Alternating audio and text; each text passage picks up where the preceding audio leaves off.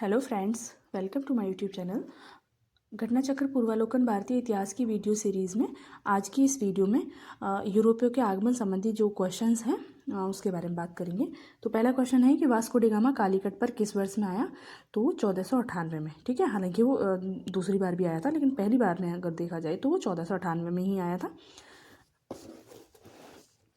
मध्यकाल में सर्वप्रथम भारत से संबंध स्थापित करने वाले पुर्तगालीज थे। प्रथम Portuguese Vasco D gamma Bharat के पश्चिमी तट पर स्थित बंदरगाह कालीकट पर 20 मई 1498 को पहुंचा। उसने यहाँ पहुंचकर भारत के नए समुद्री मार्ग की खोज की। कालीकट के तत्कालीन शासक जमोरी ने वास्को डी गामा का स्वागत किया। यानी एक क्वेश्चन अगर इसमें से देखा जाए तो क्या है कि कालीकट का उस समय शासक कौन था? तो वो जमोरिन था। पुर्तगाली व्यापारियों ने भारत में कालीकट, गोवा, दमन, दीव, हुगली के बंदरगाहों में अपनी व्यापारिक कोठियाँ स्थापित की। 1505 ईस्वी में फ्रांसिस्को द अल्मीडा भारत में प्रथम पुर्तगाली वायसराय एवं गवर्नर बनकर आया। व्यापारिक हितों के परिप्रेक्ष्य में हिंद महासागर में प्रभुत्व स्थापित करने के लिए अल्मीडा ने ब्लू वाटर पॉलिसी अर्थात नीले जल की नीति का प्रतिपादन किया था। ठीक है, निम्न में से कौन नीला जल योजना से संबंधित है? तो द अल्मीडा, जस्ट अभी हमने देखा है। मध्यकाल में सर्वप्रथम भारत से व्यापार संबंध स्थापित करने वाले कौन थे? पुर्तगीज। देखो कितने बार ये पूछा गया है, बहुत easy question. Vasco D gamma Bharat कब आया? तो 1498 में, 20 मई 1498। पुर्तगाली उपनिवेश का प्रथम वायसराय भारत में कौन था? तो अल्मीडा था। उसके बाद अल्बुकर्क आता है। वास्को डी गामा ये वायसराय नहीं था, प्रथम यात्री अगर पूछा जाए तो वास्को डी गामा आएगा। निम्नलिखित में से किसने वास्को डी गामा का कालीकट में स्वागत किया? तो जमोरिन ने, जो कालीकट का राजा था। अब यहाँ पे समुद्री यात्री दे रखे हैं और इधर देश दे रखे हैं कि कौन किस देश से संबंधित था। तो अगर वास्को डी गामा देखे तो बहुत ही फेमस, जैसे सबको पता ही है कि ये है पुर्तगाली यात्री। ठीक है, और ये क्रिस्टोफर कोलंबस, ये है स्पेन से, और जिसने कि अमेरिका के रास्ते की खोज की थी। और फिर है ये कैप्टन कुक। कैप्टन कुक है ग्रेट ब्रिटेन से संबंधित। तस्मान जो कि हॉलैंड से संबंधित है। ठीक है, तो ये हो गया 2, 1, 4, 3, यानी आंसर हो गया हमारा बी। ठीक है, पुर्तगाली यात्री वास्को डी गामा ने भारत के मार्ग की। मूलतः इटली का निवासी तथा स्पेन द्वारा वित्त पोषित यात्री कोलंबस ने अमेरिका की। ठीक है, जो कोलंबस था ये मूलतः अगर देखा जाए तो इटली का निवासी था, लेकिन इसे फंडिंग किसने की थी? तो उसने, स्पेन ने इसको फंडिंग की थी। ब्रिटेन के कैप्टन कुक ने ऑस्ट्रेलिया के रास्ते की खोज की, और हॉलैंड के तस्मान ने वॉन डीमंस लैंड, यानी जिसे हम वर्तमान में तस्मानिया कहते हैं, तस्मानिया तथा न्यूजीलैंड की खोज की। निम्नलिखित में से कौन भारत आने वाला यात्री पुर्तगाल यानी पुर्तगाल का नहीं था? तो पीटर मुंडी पुर्तगाल का नहीं था। ये सब ये Duarte Barbosa, Domingo Paes, Fernao Nuniz, इन तीनों के नाम भी याद होने चाहिए कि ये पुर्तगालीज थे। ठीक है, पीटर मुंडी 17वीं शताब्दी में भारत आने वाला ब्रिटिश व्यापारी, लेखक एवं यात्री था। चीन की चाय को चखने का उल्लेख करने वाला वह प्रथम ब्रिटिश नागरिक था। भारत में उसने पटना, आगरा एवं सूरत आदि नगरों की यात्रा की। यानी पीटर मुंडी का तो पता होना ही चाहिए कि एक ब्रिटिश नागरिक था। बाकी ये दुआर्टा बारबोसा और डोमिंगो पायस, फर्नाओ नूनीज, ये तीनों के तीनों पुर्तगालीज थे। और इन्होंने ना भारत के बारे में कुछ महत्वपूर्ण बातें भी लिखी हैं। अगर इसमें आगे क्वेश्चन होगा तो वो भी हम देखेंगे। भारत में पुर्तगाली शक्ति का वास्तविक संस्थापक कौन था?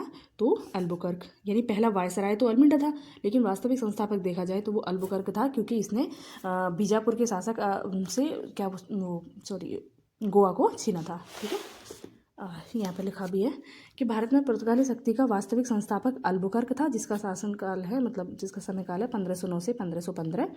इसने भारत में एक प्रादेशिक शक्ति के रूप में पुर्तगाली राज्य की स्थापना की। फरवरी 1510 में बीजापुर के आदिल शाही सुल्तान से गोवा को जीतना अल्बुकर्क की पहली महत्वपूर्ण उपलब्धि थी। और इसमें ऐसा कुछ यहाँ पे है नहीं। और हाँ, अल्बुकर्क ने, यहाँ से थोड़ा सा देख लेते हैं कि अल्बुकर्क ने भारत में पुर्तगालियों की संख्या में वृद्धि करने एवं उनकी स्थायी बस्तियाँ बसाने के उद्देश्य से पुर्तगालियों को भारतीय महिलाओं के साथ विवाह करने के लिए प्रोत्साहित किया। तो ऐसा पूछ लिया जाता है, भारतीय महिलाओं के साथ विवाह करने की जो ये एक तरीके से पद्धति थी, ये किसने चलाई थी? ये अल्बुकर्क ने, कि जिससे यहाँ पर ज़्यादा से ज़्यादा मतलब पुर्तगाली जो हैं, पुर्तगाली मूल के लोग, मतलब पुर्तगाली अगर भारतीय महिलाओं से शादी करेंगे तो वो उनकी वहाँ की जनसंख्या बढ़ेगी, यानी पुर्तगालियों की जनसंख्या बढ़ेगी, और इस तरीके से वो यहाँ ज़्यादा दिन तक टिक पाएंगे। भारत में यूरोपीय शक्ति के प्रवेश के संदर्भ में निम्न में से कौन सा कथन सही नहीं है? ठीक है, तो पुर्तगाली ने 1499 में गोवा पर कब्जा किया, बिल्कुल गलत है। 1510 में, अभी हमने देखा ही है। और बाकी तीनों सही हैं। तो अंग्रेजों ने अपना पहला कारखाना दक्षिण में मछलीपट्टनम में स्थापित किया, हालांकि अस्थायी कारखाना था, और स्थायी अगर देखें तो वो सूरत में था। पूर्वी भारत में अंग्रेजी कंपनी ने 1633 में उड़ीसा में पहला कारखाना लगाया, ठीक है, यानी पूर्वी भारत में, ओवरऑल नहीं पूछा। डुप्ले के नेतृत्व में फ्रांसीसी ने 1746 में मद्रास पर कब्जा किया, तो ये भी सही है। पुर्तगाली ने भारत में निम्नलिखित में से किस स्थान पर प्रथम दुर्ग का निर्माण कराया? कि उन्होंने पूछा है पुर्तगालियों ने, तो कोचीन में पहला करवाया था और कन्नूर में उन्होंने दूसरा करवाया था। कोचीन ही इनकी पहली राजधानी भी थी। पुर्तगालियों के भारत में प्रथम दुर्ग का निर्माण अल्फांसो द अल्बुकर्क ने 1503 में कोचीन में करवाया था। एक बात ध्यान रखनी है, जिस समय इसने कराया था उस टाइम ये गवर्नर नहीं था। ये जो गवर्नर बनता है ये 1500 अल्बुकर्क की बात हो रही है, तो अल्बुकर्क जो गवर्नर बनता है ये 1509 में बनता है, और इसने दुर्ग का निर्माण 1503 में ही करा दिया था कोचीन में। किन यूरोपियों ने भारत में प्रथमतः सामुद्रिक व्यापारिक केंद्र स्थापित किए? तो पुर्तगाली।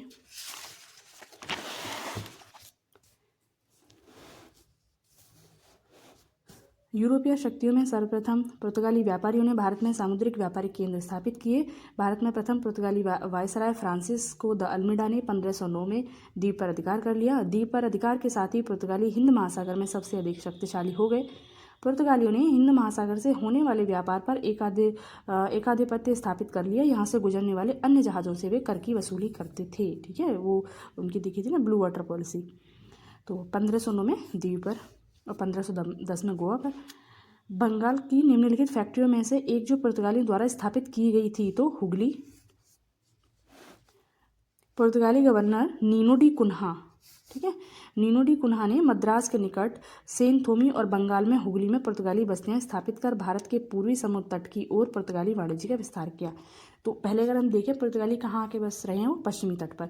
पूर्वी तट की तरफ में जो विस्तार करने का श्रेय जाता है वो नीनो डी कुन्हा को जाता है, जिसने मद्रास के निकट अगर देखें तो सेनथोमी में और बंगाल में हुगली में पुर्तगाली बस्तियों को स्थापित किया। 1534 ईस्वी में पुर्तगालियों ने बंगाल के शासक ग्यासुद्दीन महमूद शाह से सतगांव और चटगांव में अपनी फैक्ट्रियां स्थापित करने की अनुमति प्राप्त की। इसके बाद संपूर्ण बंगाल में अनेक पुर्तगाली बस्तियों की स्थापना की गई। चटगांव, जिसे पुर्तगाली महान बंदरगाह के रूप में अभिहित करते थे, उनके द्वारा प्रयुक्त किया जाता रहा, किंतु 16वीं सदी में सतगांव का पतन हो गया, उसका स्थान हुगली ने ले लिया। चिनसुरा में डचों ने गुस्तावुस किले का निर्माण कराया। ये इंपॉर्टेंट फैक्ट है कि डचों ने गुस्तावुस किले का निर्माण कहाँ कराया? तो चिनसुरा में। श्रीरामपुर डेनिस का प्रमुख केंद्र था, ठीक है, तो डेनिस से हमें श्रीरामपुर याद रखना है। पांडिचेरी, जिसे वर्तमान में पुदुचेरी कहते हैं, तो उसके संदर्भ में निम्नलिखित कथनों पर विचार कीजिए। पांडिचेरी पर कब्जा करने वाले पहले यूरोपीय शक्ति पुर्तगाली थे, तो ये बात सही है। पांडिचेरी पर कब्जा करने वाले दूसरे यूरोपीय शक्ति फ्रांसीसी थे, ये गलत है। अंग्रेजों ने कभी पांडिचेरी पर कब्जा नहीं किया, ये भी गलत है। मतलब उन्होंने इस पर कब्जा किया था, और इसकी एक्सप्लेनेशन एक बार पढ़ देती हूँ मैं। पांडिचेरी में सर्वप्रथम पुर्तगालियों ने अपना उपनिवेश स्थापित किया। पांडिचेरी में इसके बाद डेन्स और डचों ने अपनी व्यापारिक कोठियाँ स्थापित की। इसमें कहा है कि दूसरी यूरोपीय शक्ति फ्रांसीसी थी, बल्कि दूसरी थी डेन्स और डच। जिसके बाद 1673 में फ्रांसीसियों ने यहाँ अपनी बस्ती स्थापित की। अंग्रेजों ने भी पांडिचेरी में 1793 में कब्जा कर लिया, और फिर 1814 में हुई पेरिस की संधि के तहत इसे फ्रांस को सौंप दिया, ठीक है। जब इसकी समरी देखी थी तो मैंने मैप में सारी पुर्तगाली, डच और ये अंग्रेज, फ्रांस, इन सब की फैक्ट्रियों की लोकेशन दिखाई थी, और उसमें पांडिचेरी लगभग सबके साथ ही आ रहा था। तो ये वाला तो हम आराम से इसको एलिमिनेट कर सकते हैं कि ये वाला तो सही नहीं है। इसमें पूछा है कि अंग्रेजों ने कभी पांडिचेरी पर कब्जा नहीं किया, तो जैसे ही हम इस 3 को काटेंगे आंसर अपने आप ही आ जाएगा। हो सकता है दूसरा वाला ना पता हो, मतलब था भी नहीं है कि पहले इसका क्रम हमने देखा भी नहीं था। हालांकि सूरत का तो इसमें क्रम दे रखा था कि पहले किसने, फिर किसने, फिर किसने, पांडिचेरी का नहीं दिया था। लेकिन अगर हाँ तीसरा वाला अगर पता होगा तो हम इस आंसर तक जब भी पहुंच जाएंगे। हुगली को बंगाल की खाड़ी में समुद्री लूटपाट के लिए अड्डा किसने बनाया? तो वो पुर्तगालियों ने बनाया। बंगाल की खाड़ी में समुद्री डकैती हेतु हुगली का उपयोग कौन करता था? पुर्तगाली करते थे। निम्नलिखित में से कौन कलकत्ता का संस्थापक था? तो जॉब चारनोक। कासिम बाजार की फैक्ट्री के प्रमुख जॉब चारनोक ने अंग्रेजों के व्यापार केंद्र के लिए हुगली के स्थान पर सूतानूती तथा सुतनोती, जिससे जो कलकत्ता की जगह है ना, उसको चुना। तो किसने चुना? जॉब चारनोक ने अंग्रेजों के व्यापार केंद्र के लिए हुगली के स्थान पर सूतानूती तथा सुतनोती को चुना। उसे ही कलकत्ता का संस्थापक माना जाता है। हालांकि मई 2003 में दिए गए अपने निर्णय में कलकत्ता उच्च न्यायालय की एक खंडपीठ ने जॉब चार्नोक को कलकत्ता का संस्थापक न मानते हुए कहा कि कलकत्ता, जिसे उस समय कहा जाता था कलकत्ता, जॉब चार्नोक के आगमन से पूर्व अस्तित्व में था तथा इस आधार पर कलकत्ता की स्थापना 24 अगस्त 1690 दिवस फाउंडेशन डे भी नहीं माना जा सकता। मतलब क्वेश्चन में अगर ऑप्शन होगा जॉब चार्नोक का तो इसी को हम लगाएंगे। कलकत्ता किसने बसाया? जॉब चार्नोक ने। निम्न में से किस स्थान पर भारत में प्रथम नगर निगम स्थापित किया गया? तो मद्रास में। ठीक है, नगर निगम की स्थापना सबसे पहले मद्रास में होती है।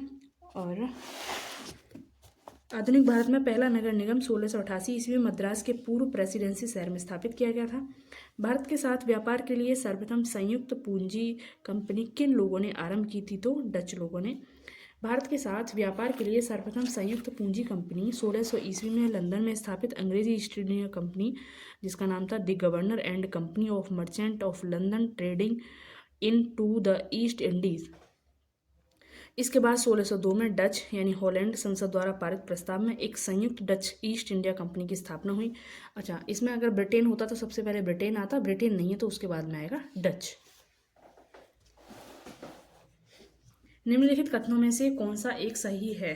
देखो इसमें इस चीज़ में कंफ्यूज नहीं होना है। अगर ये पूछ लिया जाए कि यूरोपीय शक्तियों में, अगर यूरोपीय कंपनियों में पूछ लिया जाए कि पहले कौन आया तो आएगा पुर्तगाली। लेकिन इसमें पूछा है कि कंपनी की स्थापना सबसे पहले किसकी हुई, तो इनमें इन सब में सबसे पहले हुई थी ब्रिटेन की, उसके बाद हुई थी डच की। ठीक है, स्थापना में और यहाँ आने में दोनों का टाइम जो है अलग अलग है, मतलब जो क्रम अगर देखेंगे तो अलग अलग है। निम्नलिखित कथनों में से कौन सा एक सही है? आधुनिक कोच्चि भारत की स्वतंत्रता तक डच उपनिवेश था। मतलब ये जो है इसमें पूछा है कि आधुनिक कोच्चि भारत की स्वतंत्रता डच उपनिवेश तो नहीं था ये, है ना। अगर हम देखें यहाँ पे कोच्चि में कौन थे? पुर्तगाली थे। उसके बाद उन्होंने कन्नूर को अपनी दूसरी फैक्ट्री बनाया था। डचों ने पुर्तगालियों को पराजित किया और आधुनिक कोच्चि में उन्होंने फोर्ट विलियम्स का निर्माण किया। ये सही है। आधुनिक कोच्चि पहले डच उपनिवेश था जिस पर बाद में पुर्तगालियों का अधिकार हो गया। ये भी गलत है, उल्टा हो गया ना। देखो या तो ये सही होगा या ये सही होगा, इसमें से, क्योंकि दोनों ही एक दूसरे के अपोजिट है। ठीक है, और थोड़ा सा जब समरी देखी थी तो उसमें एक अगर मतलब नॉर्मल अगर देखें क्रम, तो जैसे पुर्तगाली आए पहले, फिर डच आए, फिर अंग्रेज आए, फिर फ्रांस आए। तो अगर इसमें देखा ना तो आगे वाले ने पीछे वाले को हराया, डचों ने पुर्तगालीज को हराया और अंग्रेजों ने डचों को हराया। और हालांकि अंग्रेजों की तो पुर्तगालियों से भी हुई थी, लेकिन अगर वैसे देखा इन चारों में देखें तो फ्रांसीसियों ने एक बार अंग्रेजों को हराया था, लेकिन फाइनली अंग्रेज ही जीतते हैं। भारतीय इतिहास के संदर्भ में निम्नलिखित कथनों पर विचार कीजिए। और हाँ, इसमें ये भी लिखा है कि आधुनिक कोच्चि कभी भी ब्रिटिश उपनिवेश का भाग नहीं था, तो ये भी गलत है। देखो कितने सारे क्वेश्चन जो इसी लोकेशन बेस बन रहे हैं कि किसकी फैक्ट्री कहाँ थी, और क्रम भी पूछ लिया जा रहा है। तो इसमें अगर वैसे याद करेंगे, मतलब रटेंगे, तो हो सकता है कि एक बार के लिए भूल जाए, कब तक रटा हुआ याद रहेगा। लेकिन हाँ, अगर मैप पे एक बार खुद से थोड़ा सा वर्क करेंगे तो अच्छे से याद रहेगा। और मैप मैंने समरी में कराया था, बाद में दिखाया भी था, है ना। भारतीय इतिहास के संदर्भ में निम्नलिखित कथनों पर विचार कीजिए। डच लोगों ने पूर्वी तटीय क्षेत्रों में गजपति शासकों द्वारा प्रदान की गई जमीनों पर अपनी फैक्ट्रियां या गोदाम स्थापित किए। अब डच लोगों ने पूर्वी तटीय क्षेत्रों में गजपति शासकों द्वारा की गई थी या नहीं, ये हमने पढ़ा भी नहीं है। देखते हैं इसके बिना भी ये हो सकता है या नहीं, है ना। फिर इसमें है कि अल्फांसो द अल्बुकर्क ने बीजापुर सल्तनत से गोवा को छीन लिया। तो ये तो हमने कई बार पढ़ा है कि ये छीन लिया था, और कब छीना था? ये 1510 में छीना था।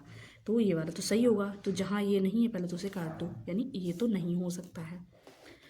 अंग्रेज ईस्ट इंडिया कंपनी ने मद्रास में विजयनगर साम्राज्य के एक प्रतिनिधि से पट्टे पर ली गई जमीन के एक प्लॉट पर फैक्ट्री स्थापित की थी। ये भी हमने देखा था, यानी ये भी सही है। तो अब इन दोनों में से हमको एक को देखना है। वैसे आंसर है इसका बी। ठीक है, ये वाला हमने पढ़ा भी नहीं था, थोड़ा नया है। डचों ने पूर्वी तट पर पहले कोचीन को पुर्तगालियों से छीना। डचों ने छीना था पहले पुर्तगालियों से, है ना। किसको? कोचीन को। कोचीन जो कि पुर्तगालियों ने सबसे पहली फैक्ट्री जहाँ पर स्थापित की थी, उसी को डचों ने छीन लिया। और बाद में आंध्र और उड़ीसा के तट पर अपनी फैक्ट्रियाँ स्थापित की। डचों के बारे में बात हो रही है ये, जो 17वीं शताब्दी की बात है। जबकि गजपति शासकों का शासन 16वीं शताब्दी में ही समाप्त हो गया था, इसलिए कथन एक गलत हो जाता है। 1510 ईस्वी में अल्बुकर्क ने बीजापुर से गोवा छीन लिया, मतलब दूसरा सही है। अंग्रेजी ईस्ट इंडिया कंपनी ने 1663 ईस्वी में विजयनगर के नायक विजयनगर के नायक यानी प्रतिनिधि से पट्टे पर जमीन लेकर मद्रास में एक फैक्ट्री की स्थापना की थी। तो ये तीसरा भी सही है, यानी दूसरा तीसरा सही है, पहला गलत है। भारत में ईस्ट इंडिया कंपनी की सफलता का राज क्या था? तो भारत में राष्ट्रीय भावना की कमी, ये तो बिल्कुल सही बात है। छोटे छोटे राज्य बहुत सारे थे जो आपस में लड़ते रहते थे। कंपनी की सेना को पश्चिमी प्रशिक्षण मिला तथा उनके पास आधुनिक हथियार थे, ये बात भी सही है ना। मतलब जो कंपनी की सेना थी वो आधुनिक हथियारों से लैस थी। भारतीय सैनिकों में राष्ट्रीय भावना का अभाव था, जिसके फलस्वरूप कोई जो उन्हें अच्छा वेतन दे अपनी सेवा में लगा सकता था। मतलब पहली वाला जो है उसी जैसा है, मिलता जुलता, मतलब कॉमन है ये तो मतलब इसमें अगर हम आंसर देखें तो तीनों ही हो जाएंगे, यानी तीनों ही कथन सही हैं। निम्नलिखित ब्रिटिश कंपनियों में से किसे भारत में व्यापार करने का पहला अधिकार प्राप्त हुआ? तो लीवेंट कंपनी को। लीवेंट कंपनी को 1593 ईस्वी में स्थल मार्ग से भारत में व्यापार करने का अधिकार प्राप्त हुआ था। तो इसे स्थल मार्ग से व्यापार करने का प्राप्त हुआ था लीवेंट कंपनी को, और जो ईस्ट इंडिया कंपनी है उसको समुद्री मार्ग से। 31 दिसंबर 1600 को महारानी एलिजाबेथ प्रथम ने the governor and company of merchant of London trading into the East Indies को समुद्री मार्ग से ईस्ट इंडीज के साथ व्यापार करने का पहला अधिकार पत्र प्रदान किया। याद रखना है, अगर स्थल मार्ग से पूछेगा तो लीवेंट कंपनी है, और समुद्री मार्ग से पूछेगा तो ईस्ट इंडिया कंपनी है। 1702 ईस्वी में इसने न्यू कंपनी तथा महारानी एनी के साथ मिलकर एक त्रिपक्षीय इकरारनामा किया, जिसके तहत पुरानी कंपनी 7 साल के भीतर खुद को बंद कर देगी तथा 1709 में दोनों कंपनियां मिलकर एक नए नाम United Company of merchant of England Trading to the East Indies के नाम से अपने व्यापार को बढ़ाएंगी। यह कंपनी सामान्यतः ईस्ट इंडिया कंपनी के नाम से प्रसिद्ध हुई। यानी जो पहली वाली लीवेंट कंपनी थी, ये भी बहुत लंबा बहुत बड़ा नाम है ना, इसके साथ मर्ज हो जाती है, जिसको हम ईस्ट इंडिया कंपनी के नाम से जानते हैं।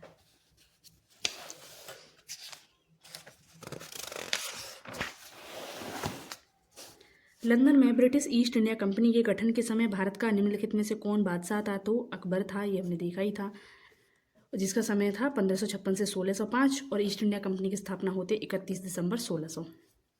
किस मुगल सम्राट के काल में इंग्लिश ईस्ट इंडिया कंपनी ने भारत में सर्वप्रथम कारखाना स्थापित किया? तो जहांगीर ने, है ना, पहले मछलीपट्टनम में और फिर सूरत में।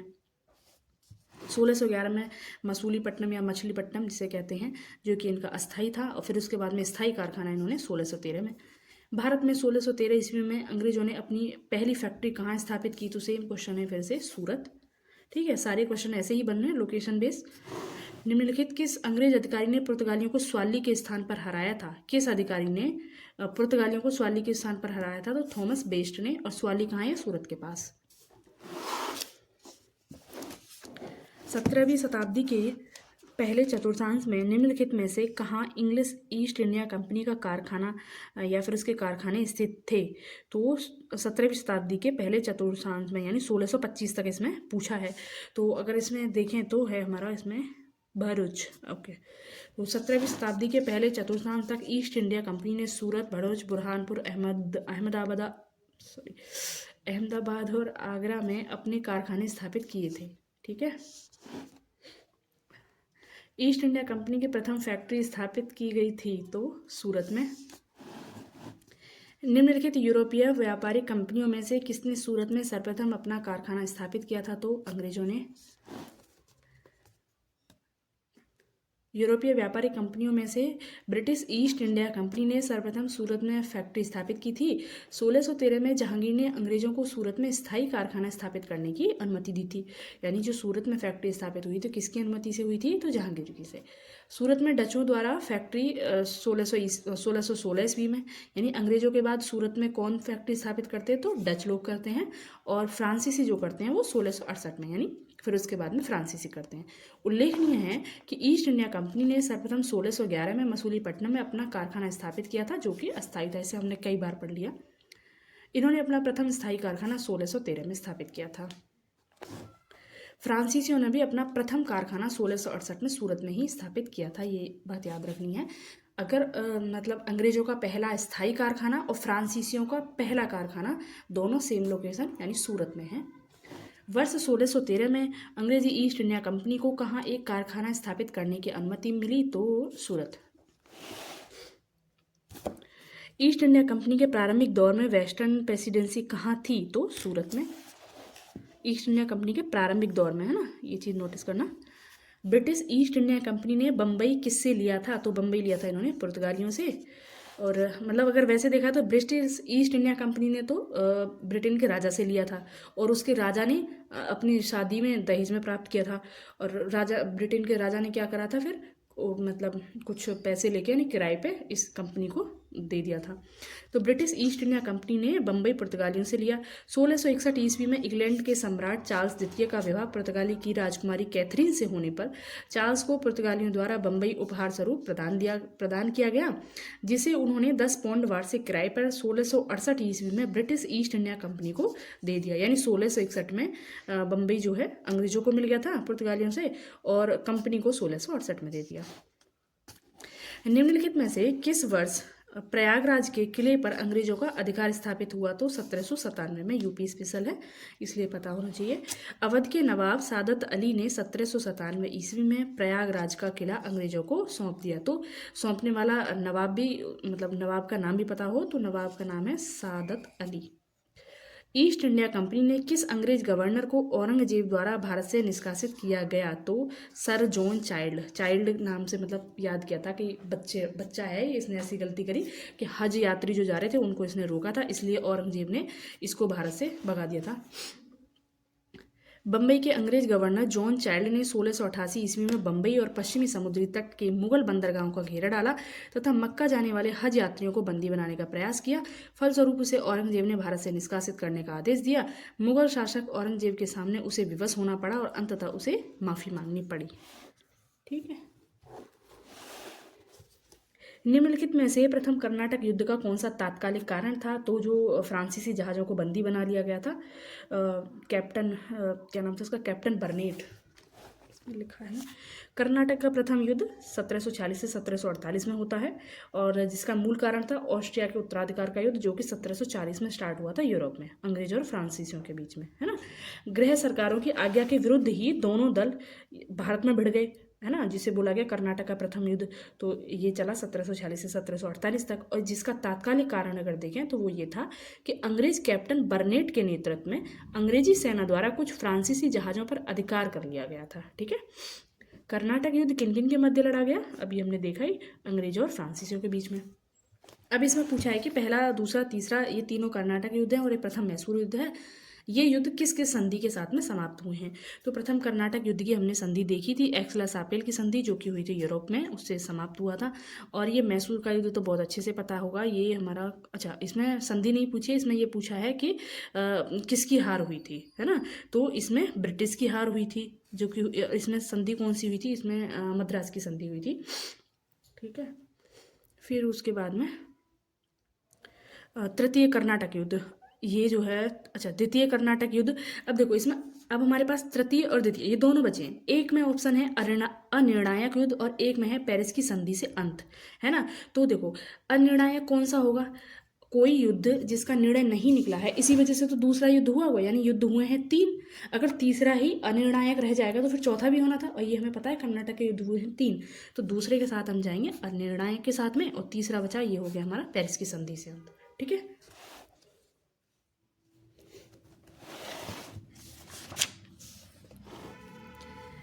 निम्नलिखित में से कौन सा एक सही सुमेलित नहीं है? तो कर्नाटक का प्रथम युद्ध अभी हमने देखा ही है, ये तो एकदम सही है। कर्नाटक का दूसरा युद्ध अब हमने देखा नहीं है, वैसे यही वाला इसमें गलत है। इसमें 1750 से 52 दे रखा है, ये है 1749 से 1754 तक। और कर्नाटक का तीसरा युद्ध है 1758 से 1763। पानीपत का तृतीय युद्ध 1761, ये तो लगभग सबको पता ही होता है। और वैसे ये आगे आएगा मराठों के बारे में जब हम पढ़ेंगे। निम्नलिखित में से कौन सा प्रथम यूरोपियन व्यक्ति था जिसने भू क्षेत्र अर्जित करने के उद्देश्य से भारतीय राजाओं के झगड़ों में भाग लेने की नीति आरंभ की थी? तो डुप्ले, और इसी की नीति को अंग्रेजों ने अपनाया था। इसने क्या करा था, भारतीय राजाओं के दरबारों में ना उन्हीं के पैसों पे, यानी वेतन देंगे भारतीय राजा, और अपने जो हैं लोग इसने नियुक्त किए थे। डुप्ले ने पहली बार वे हथकंडे प्रयोग किए जो भारत को जीतने के लिए अंग्रेजों के मार्गदर्शक बने। डुप्ले प्रथम यूरोपियन था जिसने भू क्षेत्र अर्जित करने के उद्देश्य से भारतीय राजाओं के झगड़ों में भाग लेने की नीति आरंभ की। यह डुप्ले ही था जिसने पहली बार यूरोपीय सेना को भारतीय राज दरबारों में भारतीय व्यय पर नियुक्त करवाया तथा जिसने पहली बार यूरोपीय हितों के लिए भारतीय राजनीति में हस्तक्षेप किया तथा भारत में यूरोपीय साम्राज्य की नींव रखी। उसके बारे में जीबी मालेसन ने लिखा है कि उसकी योजनाओं का प्रभाव उसके जाने के पश्चात भी रहा। वह भूमि जिसे उसने अपनी सूझबूझ से जोता और उर्वर बनाया और वह क्षमता जो उसने दर्शाई उसके लौटने के तुरंत पश्चात उसके प्रतिद्वंदियों ने उपयोग की और उससे अत्यधिक लाभ उठाया। भारत में फ्रांसीसियों ने अपना पहला कारखाना निम्न स्थानों में से कहाँ लगाया था? तो सूरत में।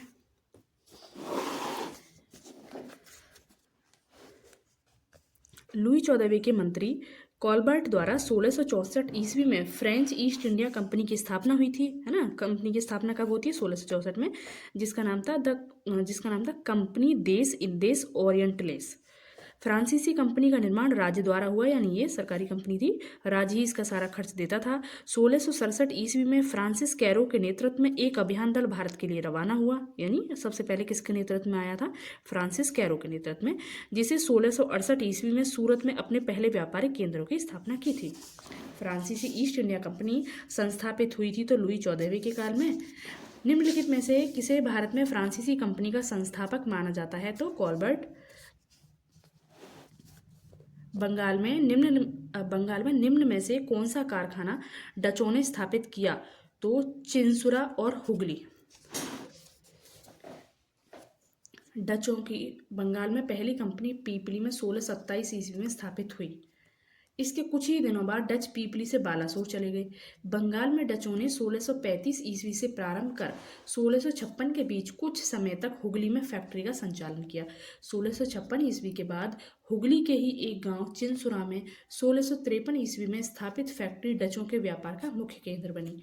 स्पष्ट है कि दिए गए विकल्पों में डचों का कारखाना चिंसुरा हुगली के एक ग्राम के साथ साथ हुगली मुख्यालय में भी था। 17वीं शताब्दी के समाप्त होने तक डच कंपनियां कासिम बाजार, पटना, ढाका, मालदा, बालासोर, बारंगोर, जुगदिया, फतवा आदि स्थानों पर स्थापित हो चुकी थीं।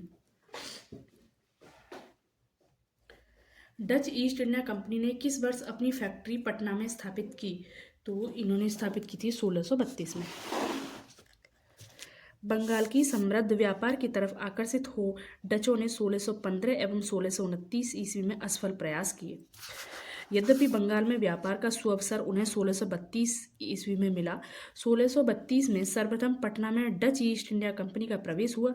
यद्यपि पटना में डच फैक्ट्री की स्थापना 1632 के संदर्भ में यद्यपि पटना में डच फैक्ट्री की स्थापना से संबंधित कोई स्रोत प्रामाणिकता की कसौटी पर स्पष्ट नहीं है, यानी 1632 में इनकी स्थापना हुई थी पटना में, ऐसा कोई प्रामाणिक स्रोत नहीं है, इसका कहना यह है। यद्यपि इतिहासकार ओम प्रकाश ने 1638 ईस्वी में पटना में डच फैक्ट्री की स्थापना संबंधी तथ्य प्रस्तुत किए हैं जो आर्थिक तंगी के कारण उसी वर्ष बंद हो गई थी। वर्तमान में डच फैक्ट्री का वह स्थान पटना कॉलेज के नाम से जाना जाता है। शायद ये बीपीएससी का क्वेश्चन होगा, इसी का क्वेश्चन है, इसीलिए इतना घुस के पूछा है। फ्रांसीसी दक्कन में शक्ति आंदोलन स्थापित करने में असफल रहे थे क्योंकि अंग्रेज की फौज शक्तिशाली थी। डुप्ले तो सक्षम सेनापति था ही, डुप्ले ने जो अपनाया वो तो अंग्रेजों ने ही अपनाया था, तो ये तो मतलब नहीं हो सकता। इसमें पूछा है असफल रहे क्योंकि, तो ये तो गलत हो गया। भारतीय लोग फ्रांसीसियों को पसंद नहीं करते थे, ऐसा तो कुछ नहीं है। पांडिचेरी सामरिक केंद्र था, तो इसका इससे क्या लेना देना? तो इसमें जो बचेगा मतलब असफल क्यों रहे? क्योंकि अंग्रेजों की फौज जो थी वो शक्तिशाली थी। और एक दूसरा कारण अगर हम देखें, महत्वपूर्ण कारण, वैसे तो कई सारे कारण हो जाएंगे, एक कारण इसमें ये भी होता है कि फ्रांसीसी जो कंपनी थी वो सरकारी कंपनी थी और अंग्रेजी जो कंपनी थी वो निजी कंपनी थी, तो निर्णय वगैरह लेने में आसानी होती थी उनको।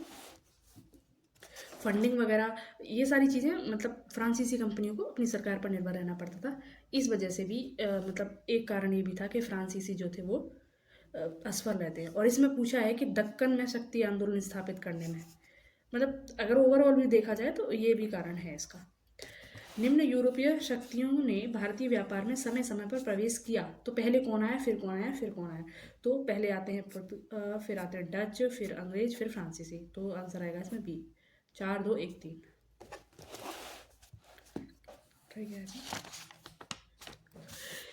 अब इसमें मिलान के लिए दे रखा है कि किसकी फैक्ट्री कहाँ थी, कौन कहाँ से संबंधित था। फिर से वही क्वेश्चन सेम मैप वाला।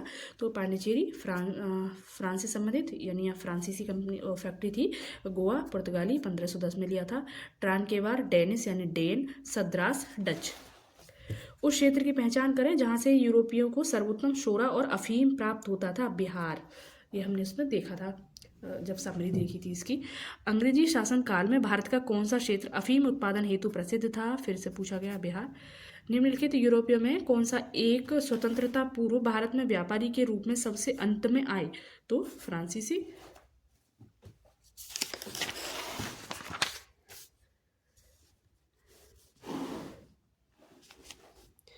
निम्नलिखित में से किन स्थानों पर डचों ने अपने व्यापारिक अड्डे स्थापित किए। तो व्यापारिक अड्डे इन्होंने इनके इस सब जगह थे। नागपट्टनम, चिंसुरा, मछलीपट्टनम, सूरत, भरूच, आगरा, कोचीन, अहमदाबाद और पटना।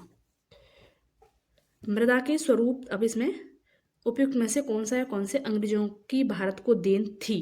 ठीक है। मृदा के स्वरूप तथा उपज के गुणों के आधार पर भूमि राजस्व का मूल्यांकन, युद्ध में चलती फिरती तोपों का उपयोग, तंबाकू और लाल मिर्च की खेती। ये तो पुर्तगाली से संबंधित है और ये पहले ही उपयोग हो चुकी थी, जो हम देखते हैं मतलब मुगलों के काल में आ चुकी थी ये। पहला वाला भी इनसे मतलब इसमें कोई नहीं आएगा।